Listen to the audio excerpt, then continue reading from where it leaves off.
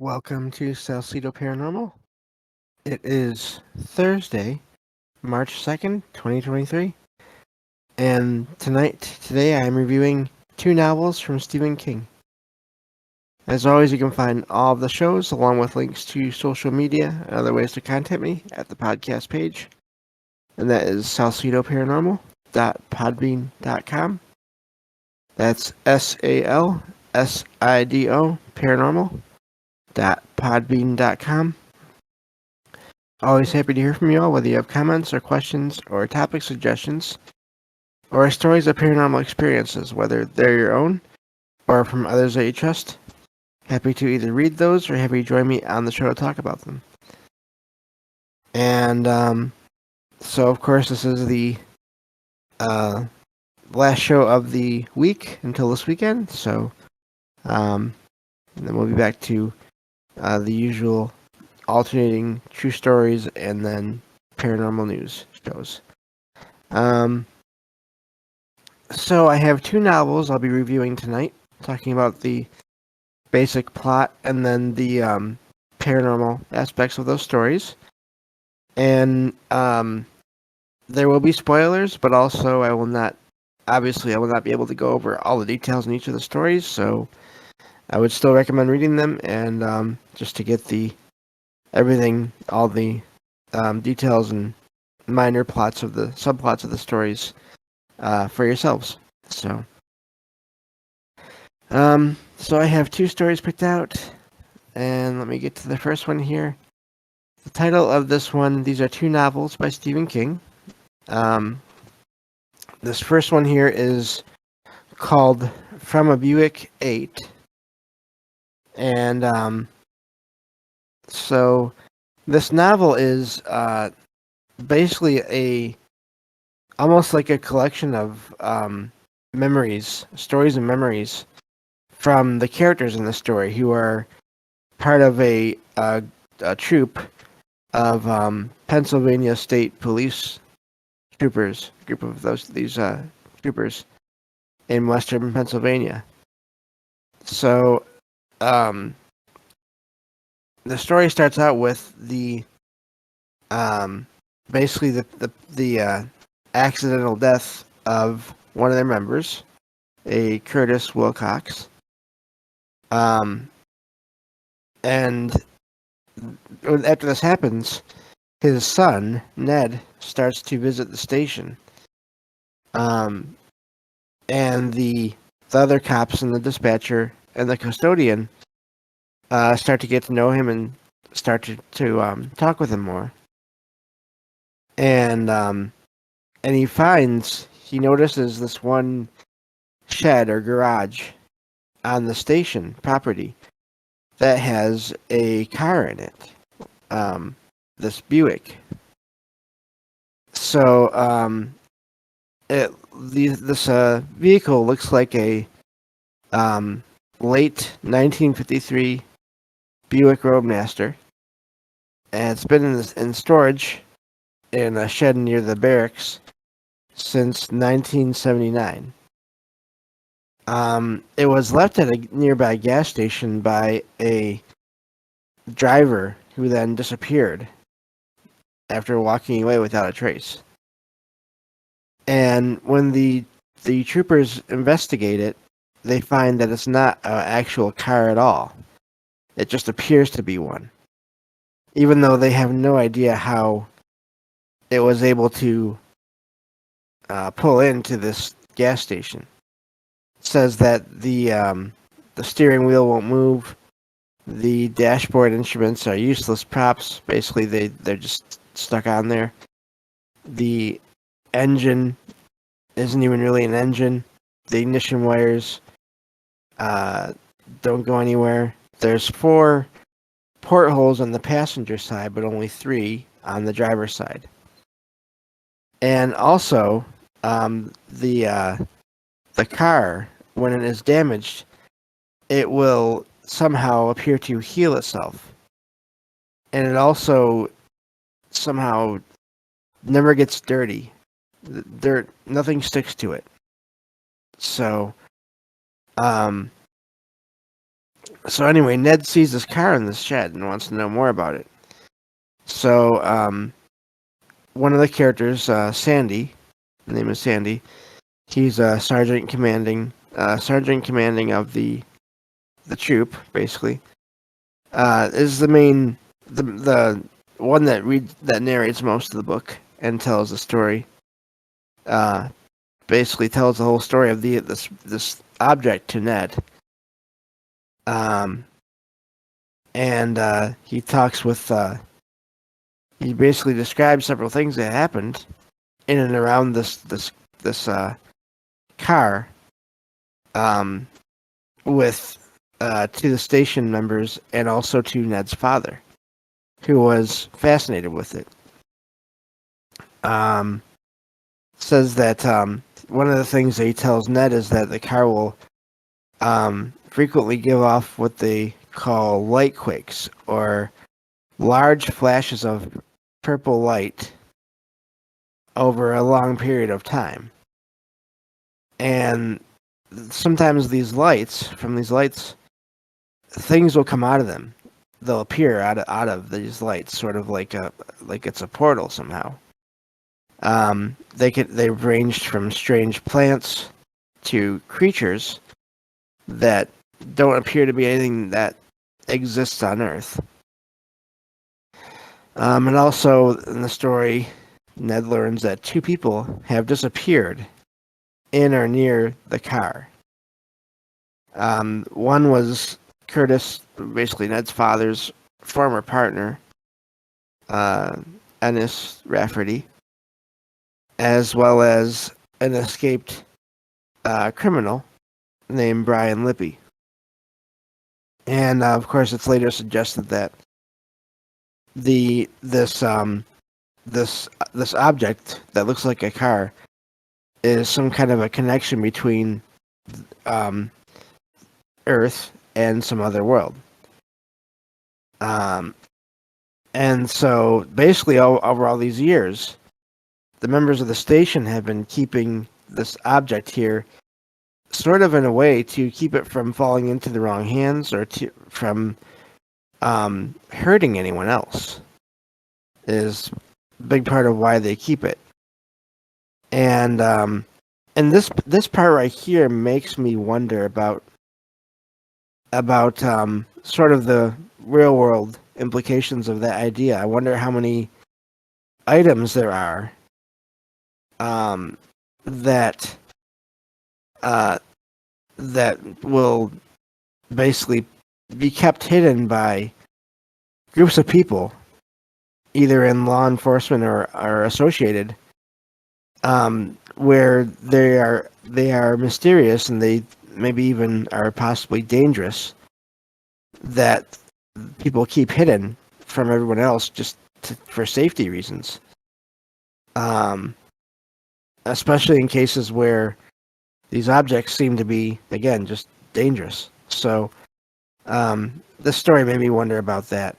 So after hearing about all these strange appearances of these creatures which do not belong on Earth, and plants, and just all this light that appears and disappears, of course Ned starts to develop this idea that somehow this object has a strange energy that can extend beyond the barracks and is somehow related to the death of his father.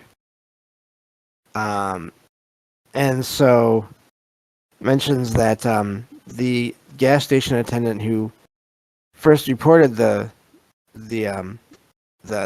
car sitting in front of the station was the same guy who years later was the one that killed his father, basically, in this car accident. So, but Sandy sort of tries to convince Ned that this is probably not the case, and tries to keep him from obsessing over this car. But and then of course this is a sort of this conversation takes place all in one time, but it's just flashbacks Really, it's a series of flashbacks, of course, memories from different people in the station that stop by and give their piece of the story. And so at one point, Sandy leaves the station. Basically, he's getting off of work, going to eat at the local restaurant. And as he's sitting there eating at this restaurant, he realizes that Ned never asked, never asked about the possibility of destroying the car. And he starts to get this fear that Ned is determined to try to destroy it. And somehow this object is sentient and is almost controlling him to try to do that, to make this attempt. So it almost has this sort of weird mental pull or control over people, or at least it can. And so it wants Ned to sort of make a bigger mess out of the situation. So Sandy returns to the station as fast as he can, and when he gets there, he finds Ned sitting inside the car. And Ned, turns out, had poured gasoline under the car.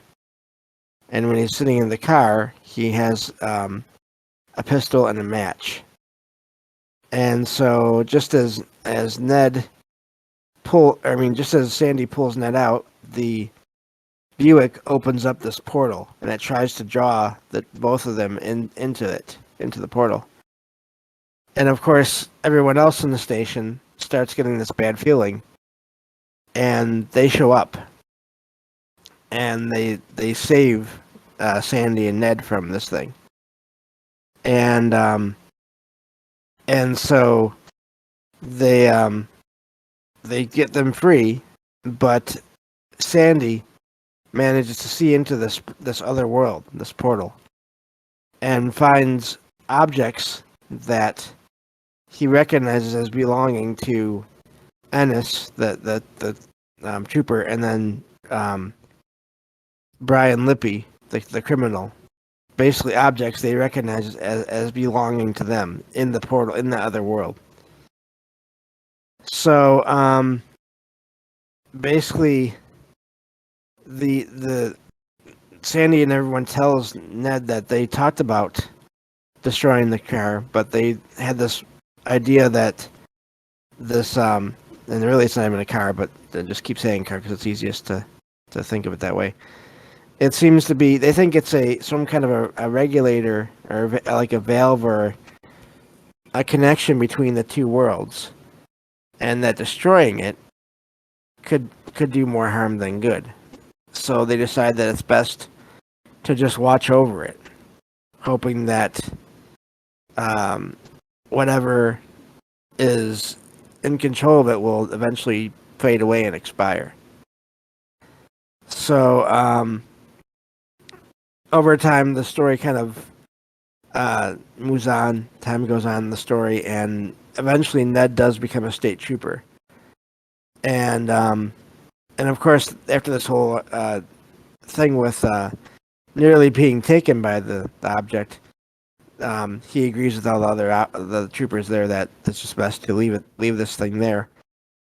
And but apparently, in this whole last event that happened, a crack appeared on the windshield that wasn't there before. And normally those things would heal, but at the end of the story, it hadn't. And so the Ned and other people at the station sort of take that as maybe a sign that eventually this thing will eventually fall apart, basically, and lose whatever power it has, and then they'll be able to get rid of it or just be done with it. So it's a really amazing story, just about people trying to deal with something that they have no idea really what it is, and they're just trying to manage it as well as they can. There's other little things, little details, of course, events, paranormal phenomena that happen around it, in and around it, and it's a great story as well. So definitely recommend everyone check it out for yourselves. So let's see here. Looking at the chat. Hello, everyone. I see you all there. Thank you for being here and listening. And I'll have to check that out later on. Thank you, Jen. Jen put a link to footage of an orange glowing orb spotted recently. I'll definitely check that out later. So yeah, and that's the thing. It makes light. This object in the story makes light somehow, or light comes from it. So, and yet it looks like a car, but nothing is actually functional as for it to be a car. Even though the gas station attendant in the beginning of the story did see it sort of roll up, or appear to roll up to the gas station. Of course, this was back years ago when people actually did help out with getting the gas and everything. So, yeah, amazing story, and it made me wonder about if this could happen, or similar things like this could happen in the real world, and what people would do with something like that, and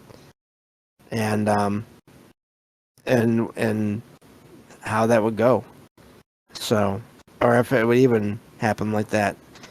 I could see if anything happened like that in the real world, I could see some, any number of government agencies, once they find out, stepping in and taking it to study it more and try to exploit it. So, who knows? But yeah, so that's that first story I wanted to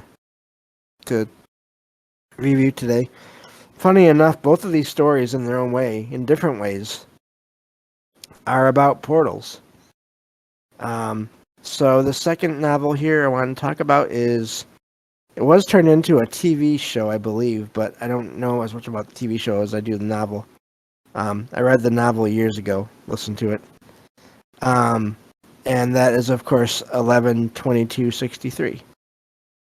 And this is a time travel story, in a way. Time travel, but also sort of an alternate parallel universe story as well, which makes it amazing. So let me get to the... Okay. So the story starts out with a guy named Jake Epping, who is a recently divorced high school English teacher in Lisbon Falls, Maine, who starts earning extra money teaching a general education diploma class. So basically, I believe it's like night school. They're different, basically adult education. And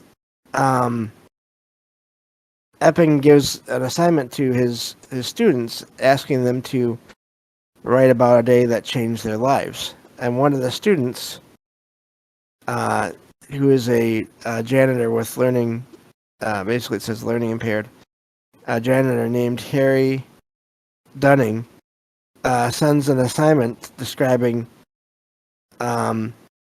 this whole, basically his family history, where and again, this is of course horror and paranormal here, basically a horror story. So this is one of those more, the story has some more violent parts to it here. But in this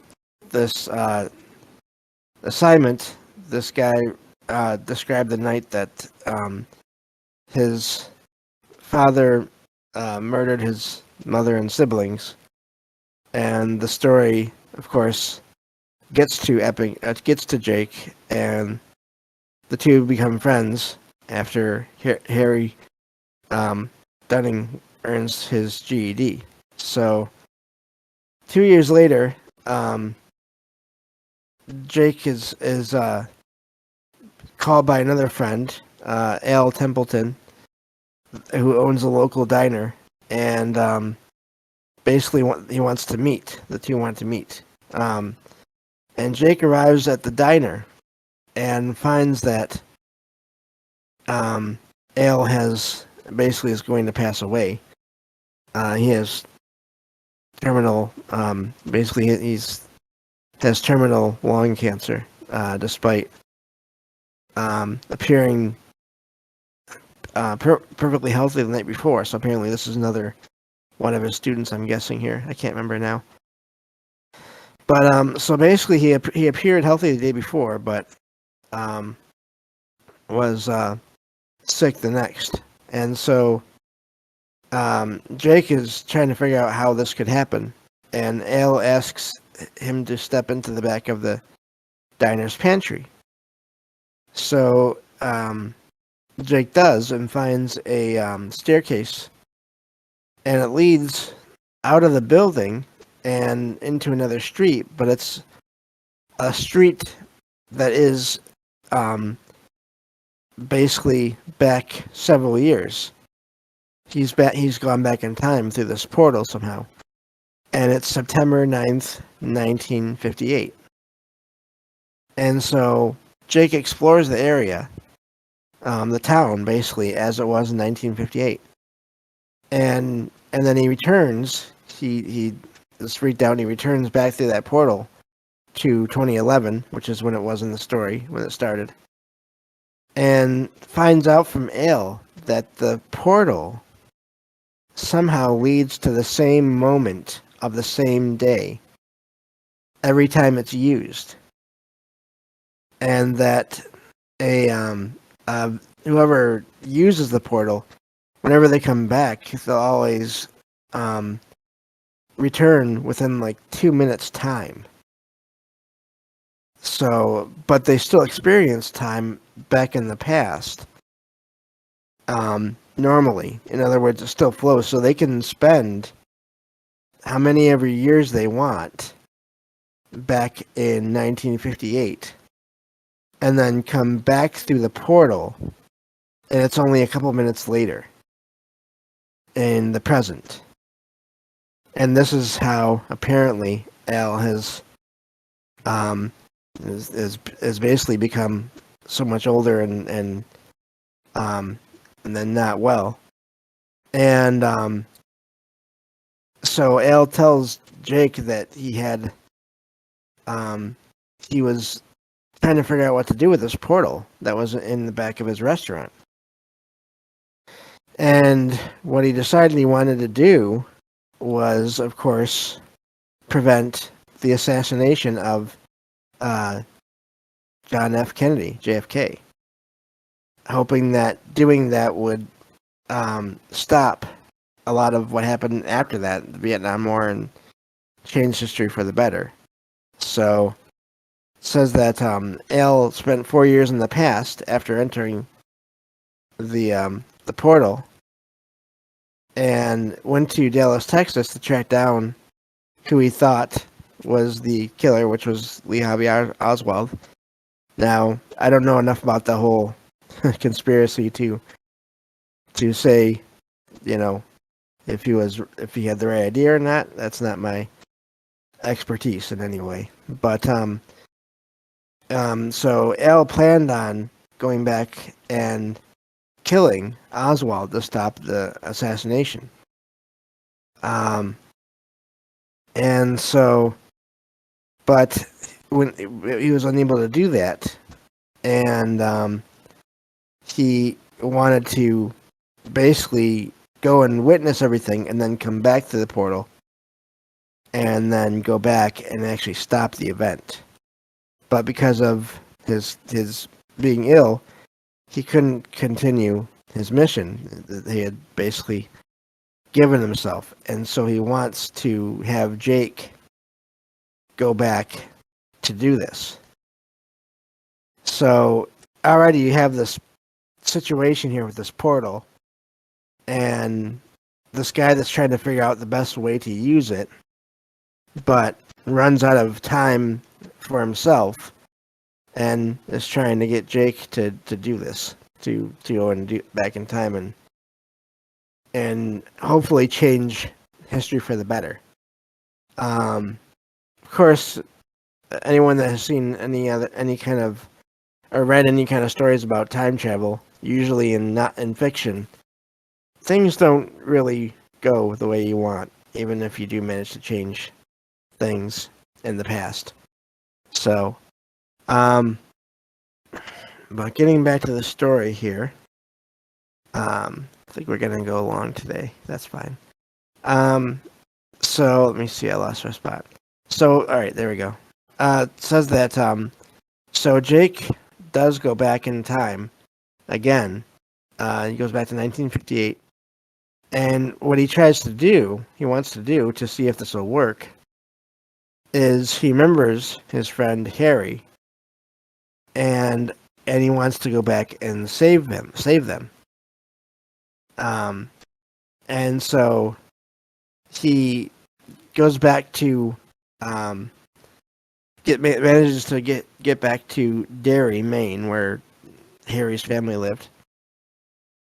And now, of course, anyone that reads King will know Derry is where a lot of his stories, including It, take place. And even when he gets to this town, he doesn't like it. So, but Jake is able to find Harry's father, Frank Dunning, and track Frank's movements. And he goes ahead trying to save the family. And he manages to get to interrupt the whole murder and stop Frank from killing the wife and one of the kids, but is still not able to save everyone. And so Jake goes back to the portal, comes back to the present, hoping that he improved Harry's life, and somehow by changing the course of history, it led to Harry having passed away years before in Vietnam, in the war there. So this is already sort of this portal has already had unintended side effects or unintended events or changes. Basically has caused changes to happen in the present, which makes you wonder, or at least makes me wonder if when the return trip through the portal, if the characters really do end up back in exactly the same place as they left, or if it's just a similar place. So that's a question I remember having when I read that. And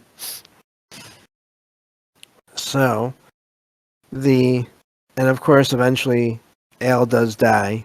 It's still really just devastated by what happened. And Jake goes back to the portal and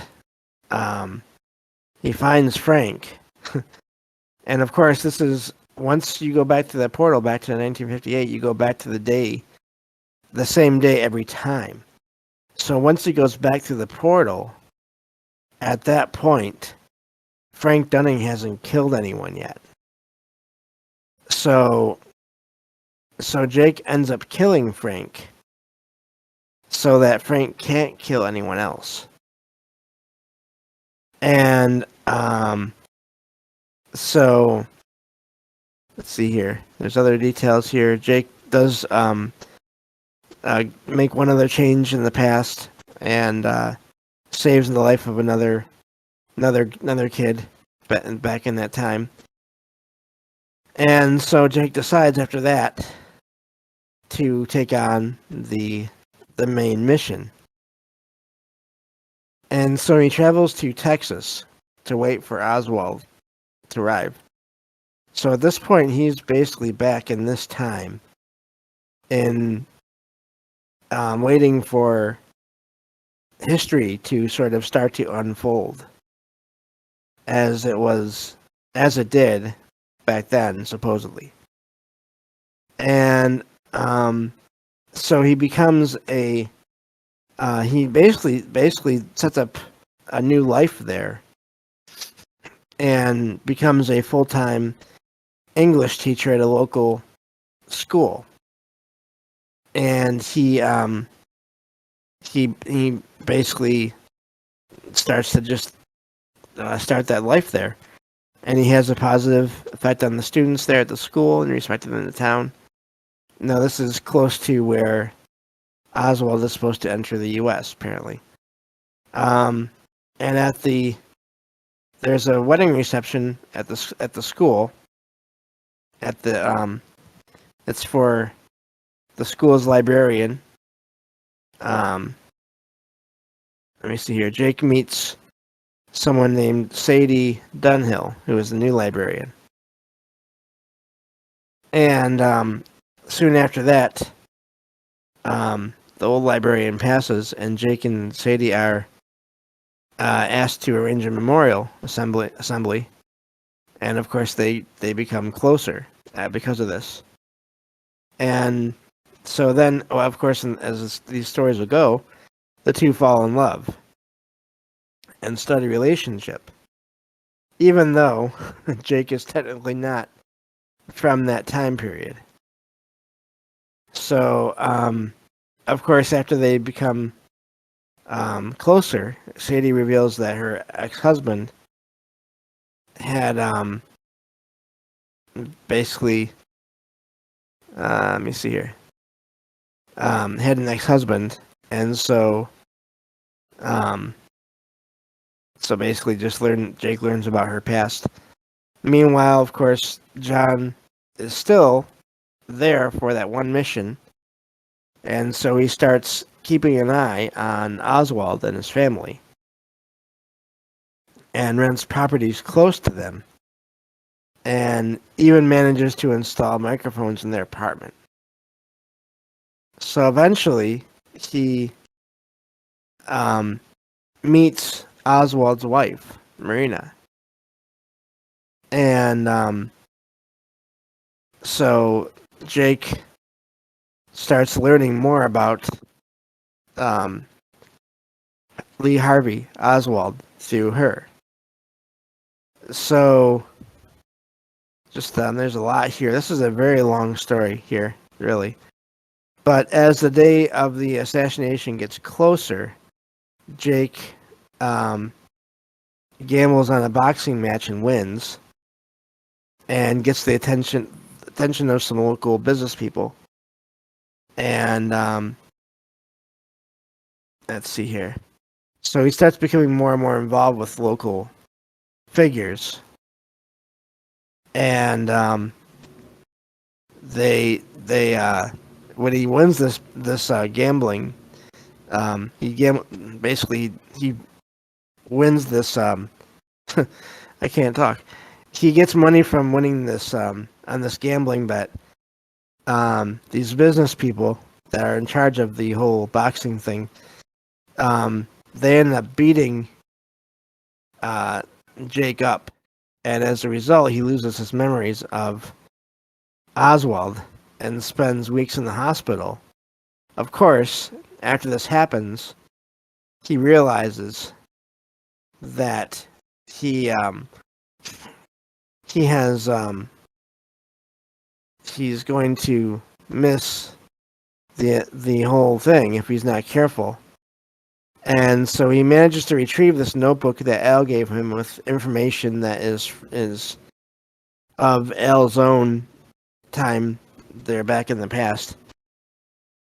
And he manages to slip away from everyone, including Sadie, who he's drawn close to.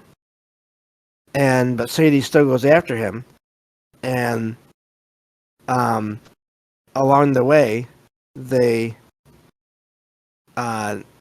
basically end up in several accidents. And what happens is Jake figures out this is the past trying to stop them from changing the future. And so, of course, in the story, Oswald is going to try to shoot Kennedy, and Jake stops him.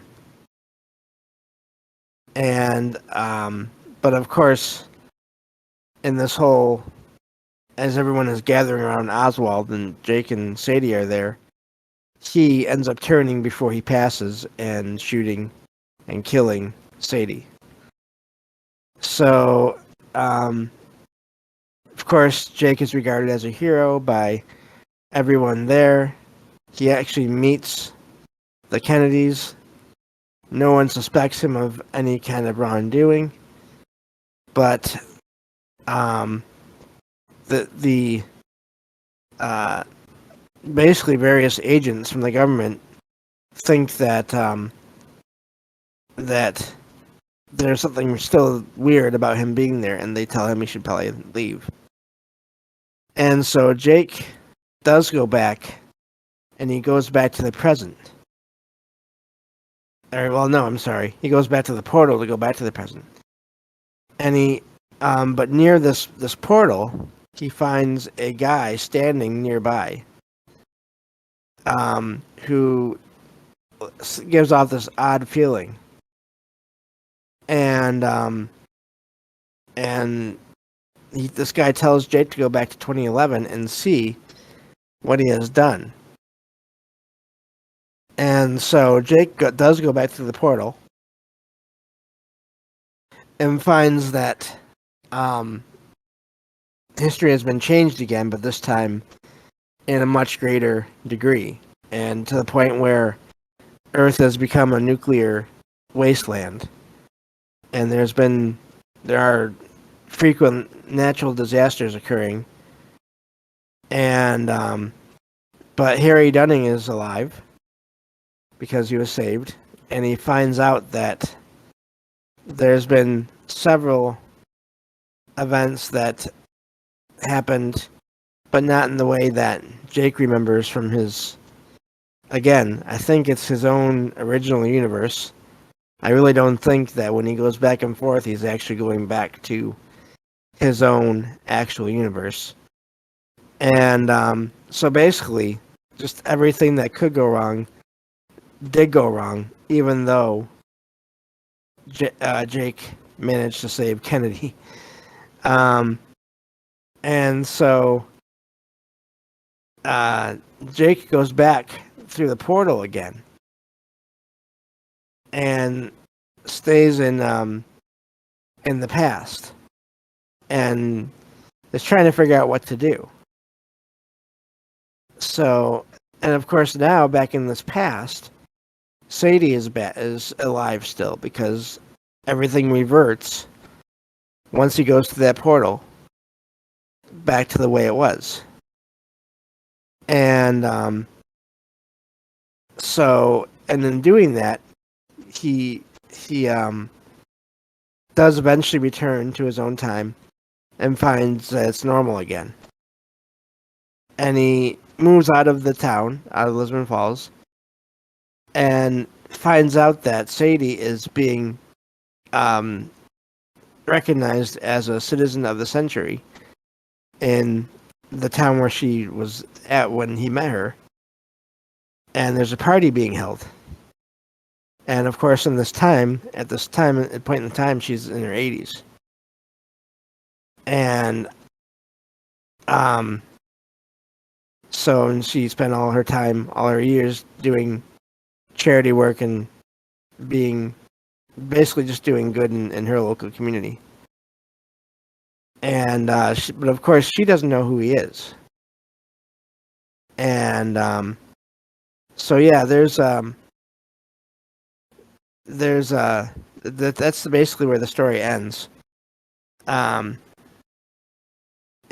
it really is an amazing story. I've just given the believe it or not, a short summary here of the story. But obviously there's a lot more to it. But that whole portal, that whole connection between one point in time, what I wonder is, was Jake going back to the same world every time? Same, no matter which side of the portal he used, which way he went. I wonder about that. Did things really get changed, or did he just somehow was he somehow just traveling between different universes and ended up in one that was very much like the one he started from? So hard to say, but that's basically all I have to say about that book. So that's I think where I'm going to end it today. That's all I have to go over. Maybe next time I will pick 3 books so we can fill this out a little more, but we'll see. And I'll be back on Saturday night, Sunday morning, depending on where you're at, with true paranormal stories from the web on the next episode of Salcedo Paranormal. Take care, everyone.